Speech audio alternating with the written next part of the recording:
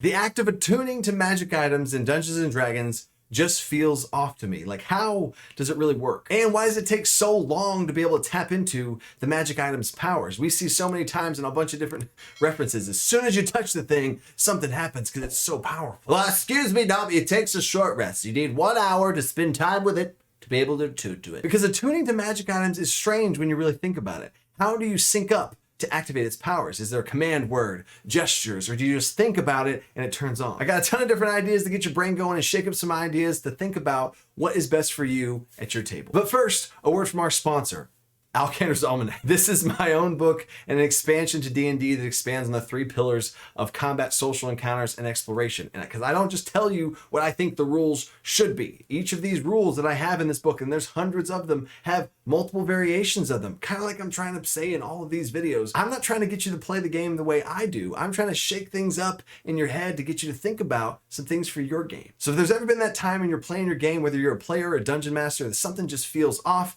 I guarantee you I'm going to address it in some way in this book. At the time of releasing this video, there's only a few days left for you to get the hardcover copy of this book before it's gone, because I'm not able to keep selling these hardcover books. It'll only be the digital PDF that will be linked down in the description. But December 31st is the last time to pick up a hardcover copy. So once this thing's finished and published and I get it out to all my backers, and again, thank you to all the Kickstarter backers that made this thing even possible in the first place, you can get your hands on it down in the description. And I just want to say thank you so much to anyone who supports anything I do here in whatever way you do, from watching videos to backing on Kickstarter to supporting on Patreon. It truly does fuel everything that I do here and what I'm trying to accomplish to be able to do this thing full time, and you guys are a part of that, even just watching this video right now. So thank you. All right, now let's attune back to that video. We're starting off with the inspiration of what made me have this thought in the first place. Who planted that seed? A wise sage wisdom of yet another D&D YouTuber. Jacob from XP to level 3 blew my mind when he said this: I cast fireball. I find the default attunement rules to be strange. Typically in Dungeons & Dragons, I don't like things that I can't explain. I really like when the book gives me a way to explain how this thing works.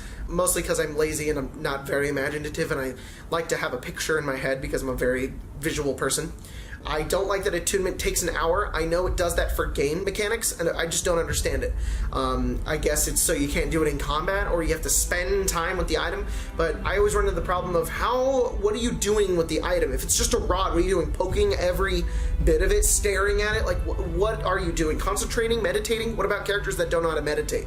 It's like, what does this even mean? But really though, what happens in that window of time whenever you need to attune to the item? I've always described it as like it's syncing itself up with you, and the rules as written says it could be time spent during a short rest with a weapon, practicing swinging a sword, or time spent meditating with it. I just don't like that the main lore of this thing is meditation with an item. It's strange to think about some of my own characters or party members having to meditate to be able to attune to this thing. I don't know, leave me comments down below on different ways that you would be able to explain what you're doing during that 1 hour attunement process during a short rest, because for the most part, it's just usually hand wave and you're like, what are you attuning to? That thing? Okay, cool. And then it just happens. But this whole thing just feels off, and I don't think you need to have to force your players to spend an hour during a short rest. So hear me out on what some of these new rule propositions are and what they could possibly mean for your game and your levels of fun. So from now on, the default rule at my game table is to attune to a magic item is an action. If that sounds crazy to you, open up your minds. Let's think about some of the benefits of what this has here. You know, those times that you find a magic item and you want to be able to use it maybe for the next combat that's coming up, and now you're like,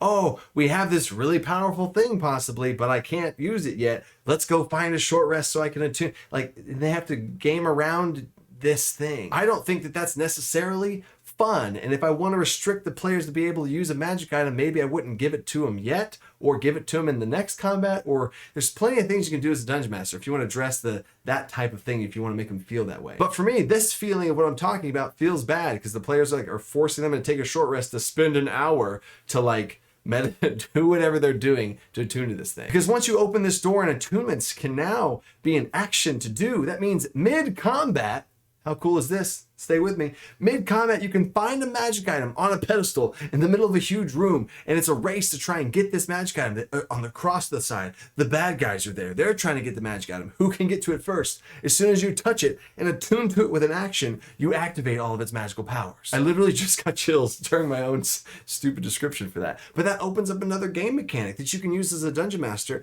to have a really cool fight based around magic items that you can run, grab, and attune to. This also clears up that strange lore reason to have have to spend time with an item to open yourself up to its power. How many magic items can we think about that as soon as you touch the ring from Lord of the Rings, as soon as you touch it, oh my gosh, you're imbued with all this power. Don't get me wrong, I'll talk about the other end of that spectrum here in a second. But another thing I like about this is there's a clear-cut moment when the attunement happens and which item that you attune to, because you literally are touching this magic item and you attune to it. But how does this work? How do I actually run this at the table and describe the actual lore of it, of how it actually functions? I can tell you the mechanics that is, oh, it's an action to attune now. But what's the lore of it? What does that look like live at a table? I can't wait to show you guys this once Dungeon Coach plays. It's my second channel. I do a bunch of different breakdown stuff on my homebrew games that I have. I give you the behind the scenes look. Check that out. Link for that's always in the description. But as soon as that gets up, I want to be able to stream games to you so I can show a lot of these things that I'm saying here so you can see it for yourselves and be like, I like that or I don't. But how I basically describe this at my table is you open up yourself to the magic of this item and you allow the magic effects to happen to you. I allow my players to purposely fail any sort of saving throw that they have versus magic, or any saving throw that I purposely fail. This is that effect. Magic items give off this magical connection and they're looking around for something to connect to. So in general, when someone picks up a magic item, I describe there's maybe some sort of warmth or maybe cold in some cases. Maybe that's a little hint of some things of what's going on with the magic item. Maybe it gives their hand a tingle or some sort of sensation in their hand. Maybe it vibrates. Maybe it's just a sense of a feeling you get whenever you touch it. There's so many different ways and cool things whenever somebody touches a magic item to tell if it's magical or not. And then there's magic items that don't give off any feeling, and that's a whole nother thing we'll talk about in just a second. So to keep going with this, how this works is they feel this magic coming off of the item, and the attunement process is just them taking an action to allow themselves to let the magic wash over them. Done. It happens in an instant. The players say what they want to allow to attune to. They focus on it and purposely they feel this thing, whether it's that emotion, the feeling, the vibration. They have something to feel and they allow that to enter their body. Just got another nerd chill from that description because I think that's so cool and it feels like magic items. Instead of just being like, yeah, I know I have it. I want to attune to it, but I'll do it during the short rest. I'll hold it, play with it. I don't know. But now what about severing that connection from the attunement? It takes 10 minutes to be able to sever the bond with the attunement. Done. That's it. In that same way you have this connection to the item, if you put the item down, you leave away from it, you are now closing yourself off to it. It takes 10 minutes of separation to sever that bond. Maybe the player is done with it and doesn't want it anymore. Maybe they're giving it to a different player. So now they hand that player off to the item. The other player doesn't feel anything because that bond is still there. But after 10 minutes, the tie severs with the original owner, and now this person feels that vibration or feeling or whatever. This 10-minute delay also prevents some sort of funky magic item swapping like mid-combat, but hey, you could totally have a magic item that just takes an action, and then that's all it is you can have a magic item floating around.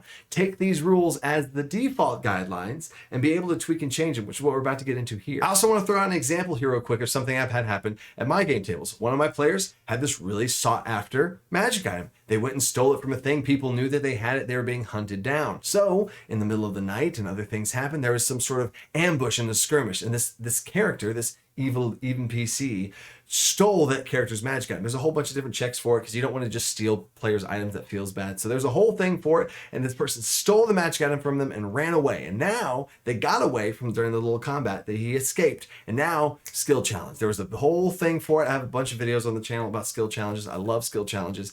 And they had to go find. And the skill challenge was to go find this person before the 10 minutes ran up. Because in general, once you do have that connection to that item, there's a feeling that the person has of almost where it is. That's just the default thing for me. I think that that's cool. It makes sense. Like I'm attuned to this magic item. I know where it's at, to some level. But now they had to do a skill challenge. And I told them, if you fail this skill challenge, he's gone and you unattune that magic item and now it's up in the air. I also think this syncs up beautifully with the rules as written ritual that takes 10 minutes to do. So this syncs up right alongside rituals and other things. And my homebrew rule for rest systems, which I have just released a video for. It was one of the more popular videos on the channel. Link for that's down in the description. Had a whole PDF along with it, which is a little sneak peek of Alcanar's Almanac. My short rests in my homebrew rest system are 10 minutes. So at my game table, that further syncs up and feels great. So taking a short rest to unattune to a magic item. Again, with my homebrew system, my short rests are 10 minutes. So It's an action to attune and a short rest to unattune. Maybe you're seeing a little bit of the big picture of how my game tables run and how some of these homebrews kind of sync up and connect into each other. But you can still use the rules as written rest system and then have 10 minutes for this little moment to unattune to an item. But now, like I said earlier, you should take all these rules as the baseline, then flip them on their heads for some certain special unique magic item. Because what would happen here? If a player has a magic item, they feel this magical properties to it, and they're like,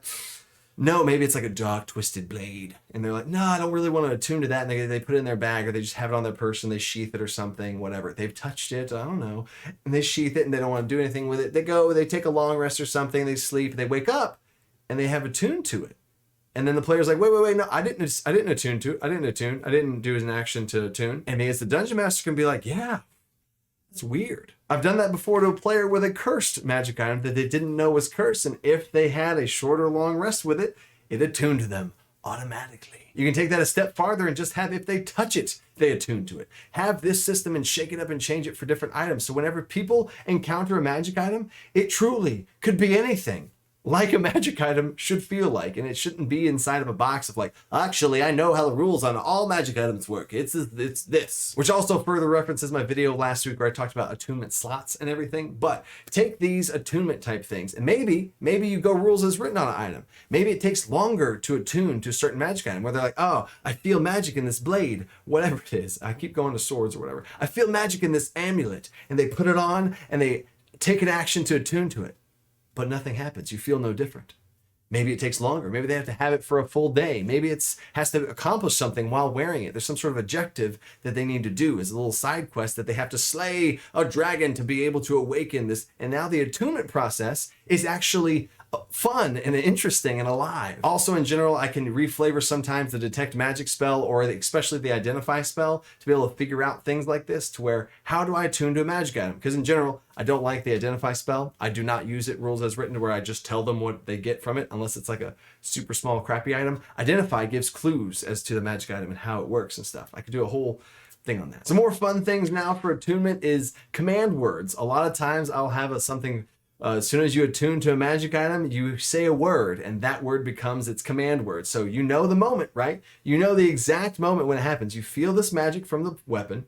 It's a sword again, sure. And actually, in this example that I have written down that I thought about, is there's this moon-touched scimitar type situation, and the player saw it. It was a really cool blade. There was a glow to it. There was a glow to it, and as soon as their hand touched it, the glow tried to go into their body, and I was like, "Do you allow it to happen?" And they said, "Yeah." So as an action, they attuned to it. I was like, what word do you say? They're in the middle of talking to somebody about rats or whatever, so the word for this blade's attunement was now rat. This is the first magic item that the group had gotten, and they didn't know about this little command word thing that I wanted to try out on them on this thing. So it was really fun that the first word that they said after they attuned to it was that thing's command word. So now every time they wanted to activate this weapon, they had to say rat. In general, I also have been known to give my party magic items that just identify other magic items, and it's like the identify spell, like I said before, but it doesn't tell them exactly what it does. It just gives them clues and hints about magical things, which is a nice little tool as a dungeon master that I can have and as a tool for them, and they can ask, and I can give them a little bit of clues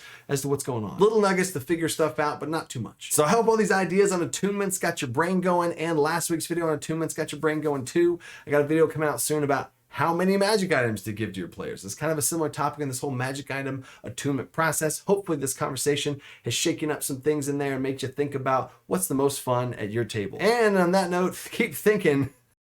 I just messed up the ending. I haven't messed up the ending of my video for a while now. Anyway, keep this in here, Zach. Until next time, stay creative. Think outside the box. Peace.